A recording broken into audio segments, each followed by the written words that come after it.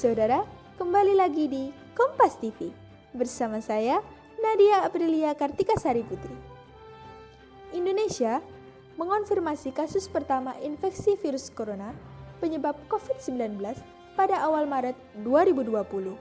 Sejak itu, berbagai upaya penanggulangan dilakukan pemerintah untuk meredam dampak dari pandemi COVID-19 di berbagai sektor.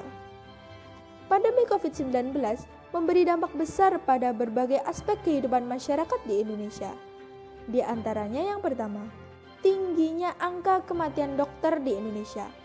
Berdasarkan data yang berhasil dihimpun oleh Tim Mitigasi Pengurus Besar Ikatan Dokter Indonesia atau PBID per 28 November 2020 pukul 00.00 waktu Indonesia bagian Barat, terdapat 180 dokter di Indonesia yang gugur akibat pandemi COVID-19.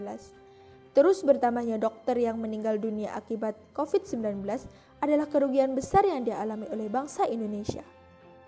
Berdasarkan data Bank Dunia, jumlah dokter di Indonesia terendah kedua di Asia Tenggara yaitu 0,4 dokter per 1.000 penduduk. Banyaknya pasien COVID-19 yang memerlukan perawatan medis juga membuat dokter dan tenaga kesehatan lain mendapat beban kerja yang sangat ekstra. Di masa pandemi seperti sekarang ini, para tenaga kesehatanlah yang menjadi orang-orang yang berjuang di garda terdepan guna menangani COVID-19. Dampak yang kedua adalah pembelajaran jarak jauh atau sering disebut dengan PJJ. Sebagai upaya untuk mencegah penularan virus corona semakin meluas, Kementerian Pendidikan dan Kebudayaan atau Kemendikbud mengambil kebijakan penerapan pembelajaran jarak jauh atau PJJ. Namun, PJJ rupanya menghadirkan sejumlah permasalahan yang harus dihadapi, baik oleh tenaga pendidik maupun siswa, terutama terkait dengan infrastruktur yang ada. Permasalahan tersebut antara lain ketersediaan listrik dan jaringan internet. Selain itu, pengamat pendidikan Darmaning Tias menilai PJJ tidak akan mungkin berjalan dengan baik. Pembelajaran jarak jauh bagi para siswa tidak dapat terlaksanakan di daerah pelosok Indonesia. Tercatat ada lebih dari 47.000 satuan pendidikan yang tidak memiliki akses listrik serta internet. Dampak yang ketiga adalah resesi ekonomi. Indonesia resmi mengalami resesi ekonomi yang ditandai dengan produk domestik bruto atau PDB Republik Indonesia pada kuartal 3 2020 minus mencapai 3,49%. Hal itu disampaikan Kepala Badan Pusat Statistik atau BPS Suharyanto. Beliau mengatakan, masih tingginya penularan COVID-19 membuat mobilitas masyarakat menjadi rendah. Dengan demikian, mengakibatkan kelesuan pada perekonomian. Bima juga mengatakan pertumbuhan ekonomi nasional mengalami penurunan akibat terlambatnya respon penanganan COVID-19 yang dilakukan oleh pemerintah. Sebagai perbandingannya, Bima juga menyebut Cina yang merupakan negara asal pandemi justru mencatat pertumbuhan ekonomi yang positif.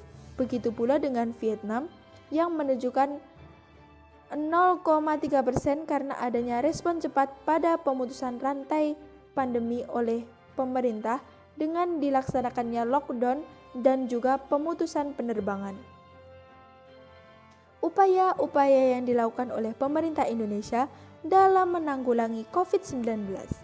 Yang pertama yaitu pelacakan kontak.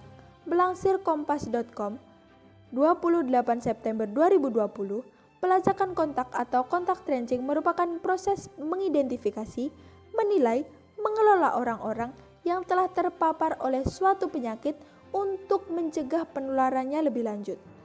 Menurut WHO, ketika diterapkan secara sistematis, pelacakan kontak akan memutuskan mata rantai penularan secara cepat.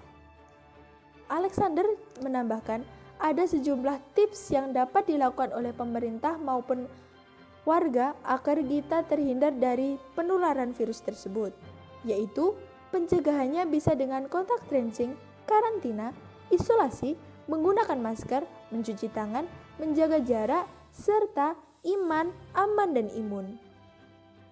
Upaya yang kedua, pemerintah memutuskan untuk memberikan bantuan langsung tunai berupa BLT kepada warga masyarakat miskin sebesar 600.000 per bulan. Kebijakan bantuan tunai ini dilakukan untuk tetap menjaga daya beli masyarakat miskin saat pandemi wabah virus corona ini.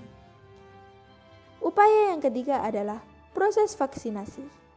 Proses vaksinasi COVID-19 di Indonesia sudah dimulai dengan pemberian vaksin virus corona pertama kepada Presiden Joko Widodo di Istana Kepresidenan Republik Indonesia. Proses vaksinasi perdana yang seterusnya dijalankan dengan sesuai syarat-syarat medis dan standar Badan Kesehatan Dunia atau WHO. Mereka yang mendapatkan suntikan vaksin COVID-19 dari Sinovac harus memenuhi kondisi kesehatan yang telah ditetapkan. Bagi mereka yang tidak memenuhi syarat, maka tidak bisa mendapatkan suntikan atau akan ditunda. Syarat vaksinasi diantaranya tidak memiliki riwayat sakit, tidak sedang hamil atau menyusui, tidak ada kontak erat dengan orang yang terkonfirmasi COVID-19, suhu tubuh di bawah 37,5 derajat Celcius, dan tekanan darah di bawah 140 per 90. Nah, upaya yang dilakukan oleh pemerintah sudah banyak. Maka dari itu, ayo taati protokol kesehatan dan berdoa agar pandemi ini segera berlalu dan semua kegiatan yang kita laksanakan dapat kembali seperti semula.